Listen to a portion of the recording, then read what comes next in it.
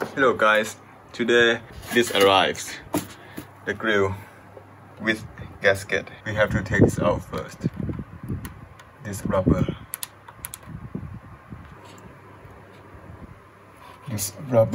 trim ring. Quite easy. Okay, take this out. Press this. It has a gasket for corner.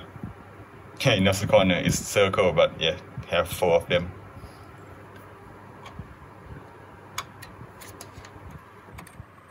Okay, press it gently.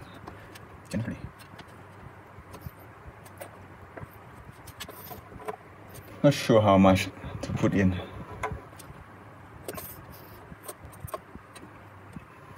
It sinks inside. I think it's okay.